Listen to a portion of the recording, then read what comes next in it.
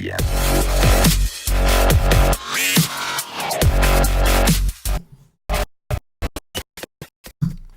What's up, nation? Welcome to another edition of the Wise Take MLB DFS podcast. I'm your host, CK013. You can find me on Twitter at CK_013. And I am joined once again by the GOAT, the true OG of the Wise Take Nation, Mr. Paulie D. You can find him on Twitter at Paulie with 8 D's. Paulie, long time no talk. Just kidding. Haha. We did a free Wise stream and we just dropped sevens all over the place on that little treat for the DFS Society. What's happening, bro? What's that? Yeah, that was pretty cool. I mean, some of the stuff was chalky and obvious. Houston, Sale, but they weren't that high owned. It was a big slate. Like Sale was 28% or so in like a $25 single entry kind of contest. I thought that was lower. I was expecting more, but I guess there was so many other spots and people wanted to get bats that they came off him a little bit. Houston was around 20, 25-ish, not too crazy. And, you were all over St. Louis, and that was honestly probably the best stack of the night. Some of the individual guys did well that we picked out. Duffy was a good SP2. Good enough, Caleb right? Smith did his thing. Yeah, good enough. Yeah. I think Musgrove ended up being the optimal one, but I mean that was he was only like 13 or so percent in the contest I saw because he'd been terrible lately. That was with the roof open against a hot team. That was hard. That was ballsy. Hard play to make. Yeah. And I guess Thornton was the other acceptable SP2. So. But again, like the stuff that we were on, I think was I saw a lot of winning lineups with it. I saw a lot of I know you especially were really big on the Sale Caleb Smith combo, and I saw winning lineups with Caleb Smith, Sale, and Cardinal stack. So just in general, like a lot of the stuff that we were on, and we had said if you're gonna go to Houston, go all the way, stack them all up, find a way to play the 5-man because that's how you get different. And I can tell you right now, my two best teams, one of them is a 5-man Houston stack. And my pitcher did terrible. My second pitcher did awful, and I'm still like with a deep cash. And then the other one, of course, was the Cardinals, where I was able to get some better pitching. But and then the glue team, Detroit, like Ronnie Rod had a homer, a couple of other guys. Beckham hit a triple, points, which is all you're looking for. And that's how that was like the path to getting to that Sale with the expensive stack. Yep. So and also the Padres guys, Machado homered, Franmil homered. Yep. Those were two value players that were like less than 2%. And then one more, Paulie, to your credit, the Pirates did their thing. Josh Bell double donged. Josh Bell. They ended up putting up 6 runs, and you were, I mean, just in general, I think it was a good slate. Hopefully we see a lot of commas. If you're doing well, shoot the nation a tweet at @wise_take, @wise_. Don't forget the underscore. @wise_take. We want to see some screenshot action. #hootie-hoo. But anyway, Paulie, on to the next because that's what we do. It's just another day, right? It's exciting because we did it for free and it ended up being like a really good show and it's great. But at the end of the day, it's what we do. It's what we do.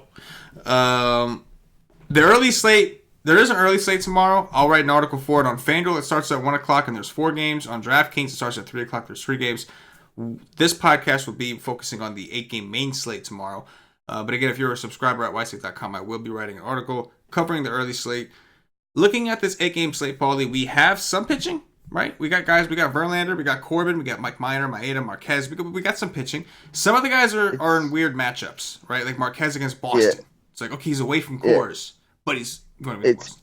It's similar to today where, like, they're in, like, the same price range. We have, like, one guy, it's, like, $11K that's, seems to be optimal, and then pretty much, like, 5 or 6 other guys down to about 9 that are all, like, viable, and then it gets real thin underneath that, like today was. Yep, 100% agree. Let's go ahead and jump right in, Paulie. Talking cash games, SP1s, who's the guy on your first look? I think Verlander is, got to be the kind of ace similar to Sale. He's been really good. He's facing pretty much an all-righty team, give or take maybe 3 guys. His former team in Detroit, so a little extra motivation. Detroit, they don't have a projected total, what I'm looking at right now, but it's going to be low. I think he makes for the cash game ace. Yeah, I completely agree. I don't think you mess around here. Verlander has the highest ceiling. He's got the most upside. He's got the highest floor. He's going against Detroit, one of the weaker offenses in the game. Right-handed heavy, and the narrative just to put it over the top. The place where he spent what we thought were the best years of his career until he went to Houston. I mean, they still probably were. You got a couple Cy Youngs over yeah, there. He was, that was like his natural prime. Whatever he's doing at Houston. He's an all-time. Oh yeah. But in Detroit, we saw him like we thought he was regressing. Like it looked like he was on his way down. He started dating Kate Upton, the Jinx woman, and like it just started looking like it was all downhill. And went to Houston and just turned it around. I got to give props to the Houston pitching coaches over there, man. Like, they're doing something right. Anyway, I'm with you there. What about SP2s? I think we'll agree on that. There's a guy that kind of stands out and kind of fits everything and should be pretty heavily chalky. I think. What do you think, Paulie? I mean, are you talking about Erod at 8-2? That's the guy that I think is going to be a trendy pairing tomorrow. Yeah, I mean, we just saw a lefty just mow them down, rack up the strikeouts. So, like, even if he does give up a few runs, you get that floor of Ks.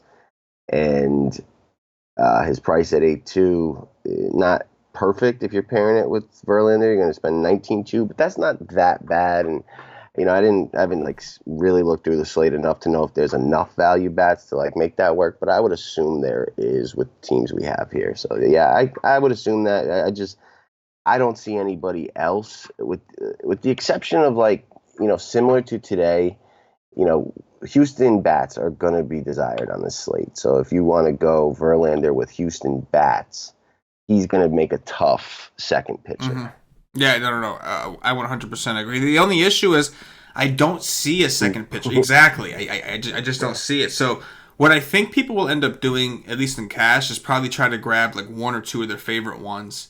Like try to grab a Bregman or Correa's only 4.8. Aledmus Diaz, even though he's batting the bottom of the order, he might make it up somewhere because that dude's been just an animal lately. But it'll be interesting to see what people do.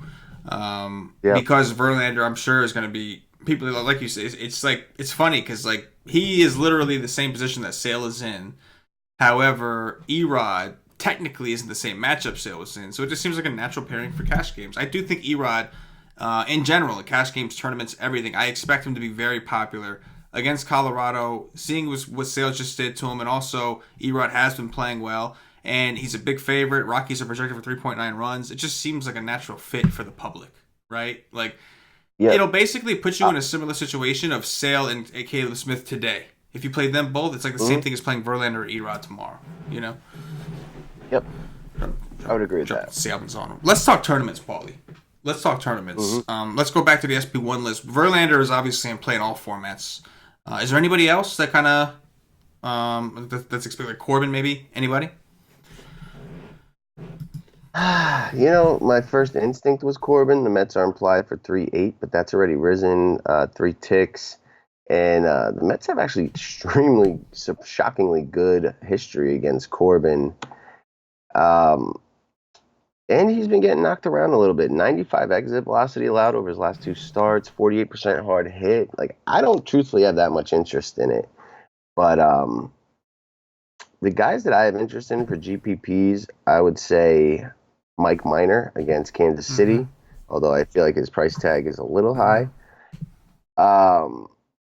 It's risky, but Soroka's been awesome, and he keeps the ball on the ground against St. Louis. I could, mess with that. He's allowed a 31% hard contact, 88 exit velocity, 65% ground balls.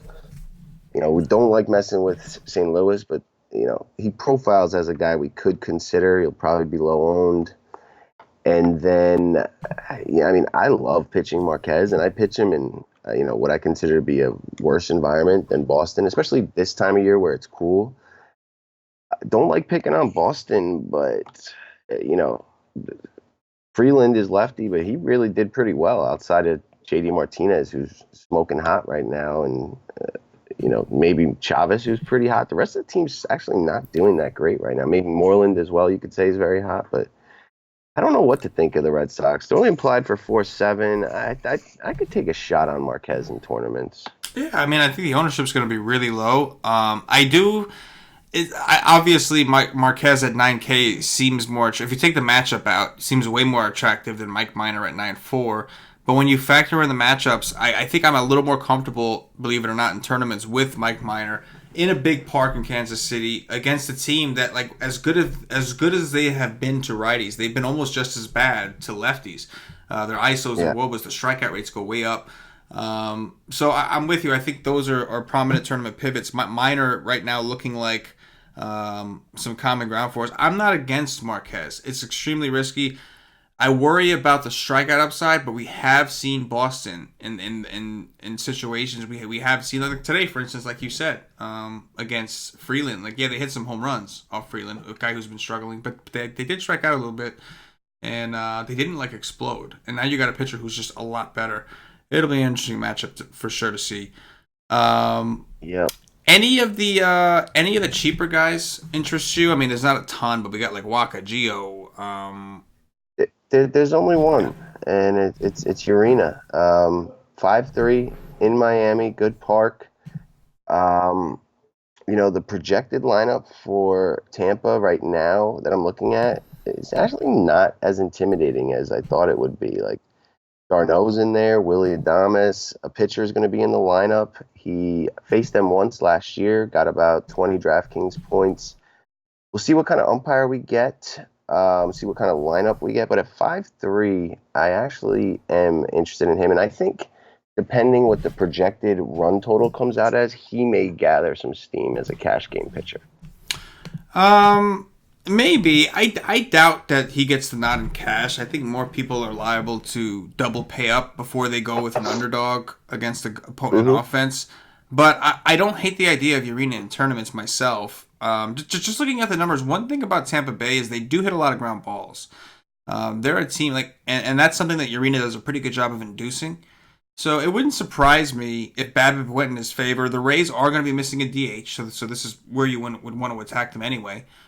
Big park in Miami. I don't think it's the worst idea if you're trying to get the Astros in a stack with Verlander and in a tournament to maximize your upside. I don't hate it, man. As much as I love the Rays, I don't know that this is a great matchup for them. A contact pitcher who induces ground balls against a Rays team where, like I said, if you look at the ground ball rates, man, it's a lot of red here. Literally, in their projected lineup now, I see two players with ground ball rates. Okay, three players with ground ball rates under 50%. That's you would think somewhat ideal for a guy like Urena. That's his game. 53% ground ball rate. He'll give up the hard contact, sure, but he's going to keep it on the ground. 57% to righties and 49% to lefties. So could be an interesting move. I tell you what, if we roster Urena in tournaments tomorrow, it'll be one of those hold your breath, don't even watch it. Just don't. Just like Oh, yeah. Oh, yeah. pick your stacks, focus on that, and just ignore what happens there. I don't hate it, man. I do actually think that's something worth looking into tomorrow for sure. Like, if you want to stack a good offense with Verlander, Yeah. he's got to be the guy that you heavily consider. Right. It's either that or you're kind of going two guys in that 8 to 9K range, and paying a little bit down on some of your bats. Yeah, no, I completely agree. That makes a lot of sense. Let's move over to the bat section, Paulie. We'll talk stacks here. So Houston's kind of an obvious. I think I think it's like the same approach. If you're going to play Houston, you're going to want to be different, and the way to be different is to try to play all of them. Play all the guys nobody else will, and just hope that they're not smart enough to play Urena or whatever with Verlander to make it work. But talk to me a little bit about Houston, and then talk to me about some of the other, or maybe the next offense that kind of stands out. So, like, my thoughts right now are, like, I'm going to be underweight on Houston, but I'll have, like, if I make 4 teams, I'll probably have one Houston 5-man and then kind of be underweight. Maybe that'll be like my cashy, more money team, so that if they do what they've been doing, I'm kind of protected. But I do like the idea of kind of getting contrarian. They're going to be really popular. It's only 8 games. There's not as many options. There's not as many really appealing options. it's hard to envision them busting, but in baseball, those are like the best nights you can have is when there's just mega chalk that busts. So that's my thought right now is I want to be under the field, have some just because, I mean, they're just crazy hot. But those are usually the opportunities, too, in DFS that if you have the courage to take that stand, you can get rewarded very well. So that's my initial thought. That could change as I dive into it. I don't know a ton about this pitcher, but those are my initial thoughts. See what kind of lineup they put out tomorrow. I do think this is the last game of the series. I'm not positive, but sometimes, if it's a travel day, then they kind of give some vets a rest and stuff like that. So we'll see. Yeah, no, I do think it's interesting. I know, like before the show, you were talking about. Wait, where's this game at again? Detroit. Okay, yeah, that's right. That's right. Yeah. It's a tough call, man. We don't have the total. It is the last game of the series. It is okay. All right. Yeah. It's not a day game after a night game. And no. A lot of these guys, like aside from like Brantley and some of these guys, they are somewhat young. I'm sure they're gonna rest some of these guys. Like whoever's played in 2 of the games that's left-handed, this is the perfect excuse to rest them. Remember we talked about Marisnick played the one day, gave Reddick a day off, but Reddick was back in today. Yep. So I'm curious, like, has Brantley played in both games against the lefties? Because he might be the one that's resting tomorrow. I wouldn't be surprised if he had a day off. So yeah, that's a very good point. We'll have to see who actually plays and who actually gets a day off. And their next series is in Boston on starting Friday. Oh, wow. Okay. So, yeah, that's something to keep an eye on. We're going to want to see these lineups for sure. What other offenses kind of stand out to you, Paulie? There's a lot. I think in terms of what the field is going to be interested in, the next team is the Cardinals. Not the Cardinals, the Braves. Although both may draw a little bit of interest. But Waka's looked pretty bad. It may depend on Freddie Freeman and like Enciarte. I guess they got an illness on top of some like bumps and bruises that they've been dealing with. Freeman left early. If you take Freeman and Enciarte out of the lineup, I could see that becoming a little less interesting. But this is going to be one of the better offensive environments on the slate. Neither team has that good of a bullpen. The Braves is terrible. Cardinals are middle of the field. I could see either one of these offenses being interesting. Not as much to me. And I actually forgot. I think Texas Rangers are going to be the next most chalky, going against Jorge Lopez, who's just really struggled this year. And they did well against the lefty, which they struggle with, and they're great against the righty. And this was a really positive offensive environment today, and I think it will be tomorrow as well, looking at the weather report. And the Royals bullpen is just horrendous, so this could turn into a massive upside game for the Rangers. I do like them. I think the field will like them as well. And then neither pitcher in that Milwaukee Philly game do I have any interest in. So I could see getting into one side of those bats. Probably, I think, on first look, without researching the Phillies against Gio, who I don't think anyone thinks is any good, usually walks a ton of guys, like that could get ugly. But also Arrieta's really gotten beat up his last 2 starts. And, the Brewers are just a lethal lineup right now that I can get into them. And then my actual favorite offense, it's extremely contrarian, and this is just like my first instinct, but I really have a ton of interest in the Rockies in this ballpark against a significantly worse, not significant, but worse, lefty than they saw today. If it was like the other way around, like they faced Rodriguez and then Sale the next day, like they have no chance. But they pretty much like set a record today. Chris Sale was the first pitcher to get to 17 strikeouts, only through 7. And but even with that, they put up 4 runs. They fought, and they really have strong numbers against righties. Against left-handed pitching, and they're a good team. So I do have interest there in this park. Yeah, man. I think I'll start with some of the other ones. I do think the Rangers are going to get some love here. It's an ideal spot, man. I know it's on the road. It's not in Arlington, but it's in a big park. But like you said, Jorge Lopez has been awful. He's given up a ton of hard contact.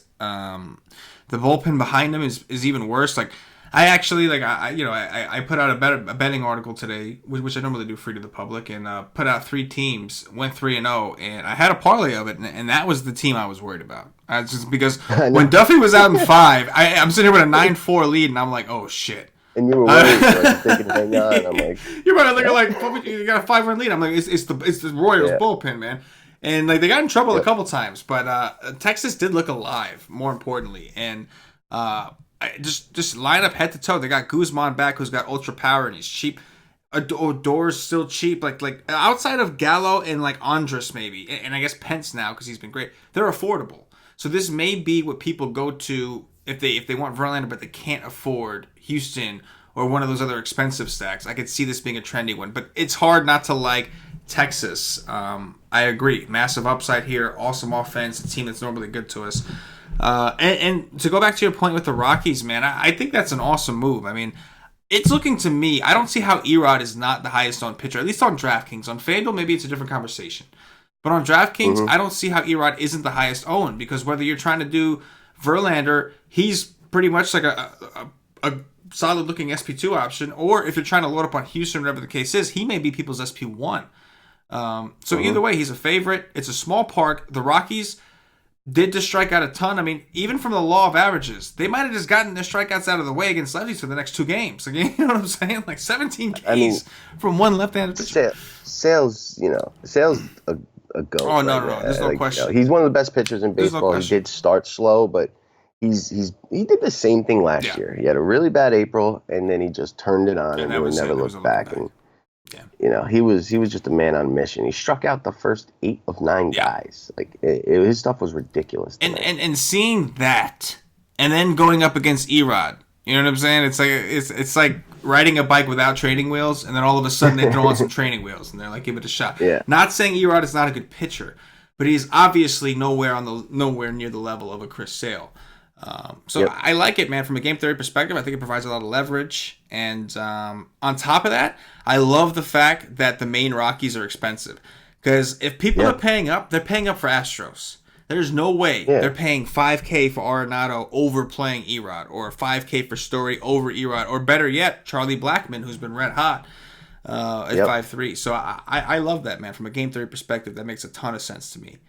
One other thing, like that I should have mentioned in the pitching that we'll keep an eye on with Tampa. Tampa's playing Miami. We've got Stanek as the opener. We have no idea. It looks like it might be just a full bullpen game, but keep an eye out just to see who that guy may be, because it is Miami. But aside from that, man, I think that's going to do it for the slate breakdown. We'll go ahead and get into the cash game core, the top threes, dog watch, all that. But first, going to remind everybody, if you haven't already, check us out at ystate.com. Make sure you get over there. Hopefully you took advantage today and you watched the Y stream with me and Paulie on it. That is the show we normally do for our premium subscribers at ystate.com 2 hours before lock, after we've done our research. Today we put it out there for free for the DFS industry to see and sample. Thought we did pretty damn well. Gave it a lot of analysis. We got a lot right. Dropped sabs everywhere. And if you want more of that, come get a day pass, $2.50. All it costs. Try us out for a day. You get access to all the MLB content for that day. You get all the articles, the projections. The only thing the Y stream, only thing you don't get is the Slack chat. That's for monthly members or higher. So I do recommend, once you try out the content, once you see what it is, see how we can help you become a better DFS player, I do recommend you sign up for a monthly plan or get a season package of some sort and get into the Slack chat. Go chop it up with the rest of our members, chop it up with some of our analysts, and just improve your craft. Paulie, let's do cash games build on FanDuel and DraftKings. So Verlander on both sites, correct? Right. Let's just drop the sevens on them. SP2, should we just plug Erod for now? Yeah. All right. So who's the stud bat that you think you want here? Is it Springer? Is it Bregman? What are you thinking? Springer. Bregman's 500 cheaper on DK. That may mean something. Yeah. Position eligibility too kind of helps make that decision. I don't know how deep or not deep third base is. Let's take a quick peek if there's quick options, because I don't think. I mean, you might going with Verlander, Erod. It may be tough to play both of those guys, but I mean, that may be the answer too. Is just play both. But third base, Justin Turner versus a lefty at 4.7. Gurriel on the same team for cheaper. Matt Carpenter at 3,800. That's, even though I do respect Soroka, that feels like a very cash game esque kind of play. Oh yeah, yeah, And yeah. then Carpenter. There's some interesting value. Like even like yeah, assuming J.D. Davis, if he's gonna bat second, he's 3,500 again. I know it's Patrick Corbin. He does have two hmm home runs off of Corbin over his career. So I'm just as an example. I'm sure there's even better guys than that. But it does look like there's gonna be some value. It looks like, right? Like yeah. Yeah. I mean, Heimer Candelario's 2,700. It's against Verlander, but you can do that in cash if you like the rest of your I mean, build. dude, if we get a true bullpen game from Tampa, we might be able to take a shot on at least one of the Miami guys, man. Like Starlin Yep. Castro batting I agree. third, 2,500. You know what I mean? Yep. He's 2,500. 2,500 on DraftKings, and he's a three hitter. Wow. You know what I mean? Yeah. Like that Yeah. might be something. Brian Anderson, I think bats like second or fifth, and he's 28 as well. 2,800. So that might be the way to go, assuming we're gonna get a full bullpen game from Tampa. Just take a shot. You know what I mean? Like just a punt. If he gets you a zero, all you were doing was playing him to get you to get Springer and Bregman in together or something like that. You know? Yep. So we'll make it work. I wonder if I'm assuming on FanDuel we might have to plug these guys in just for now, just for the example. But I think everybody gets the idea. I just want to see how much he is. Yeah, 2,300. I'm curious how much Verlander is too. Yeah, Verlander over there is 12K. So yeah, Ooh, you might need some Miami in your life too. But with FanDuel, I mean, there's always like two or three min $2,200 players you can just make things work. But that he's the guy you play on. Yeah. Don't mess around. Just do the right thing. Yeah, lock the 50, 60 points in. That's it. All right. Let's do some top threes. Overall pitchers tomorrow, Paulie. Who are your top three? Verlander, Mike Minor, who I truly don't believe in, but this is a good spot for him. And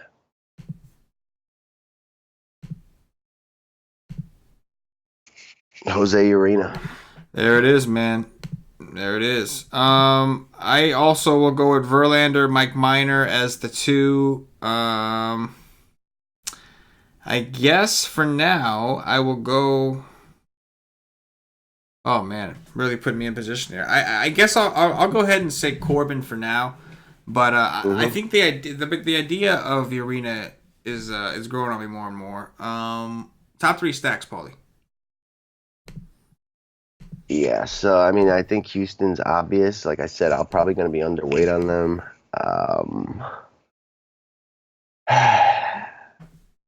Texas and Colorado. Yeah, I like it, man. I will go Houston. I'll say number one. Seems like you almost have to say it at least because of how hot they've been. The Rangers, I do like a ton, and let's go with the Bravos against Michael Wacha. Oh, and you know what? No, you know what? I like your Rockies idea too much, so I'm gonna have to roll the Rockies number three. I like that idea too much. It just makes too much sense from a game theory perspective to not work.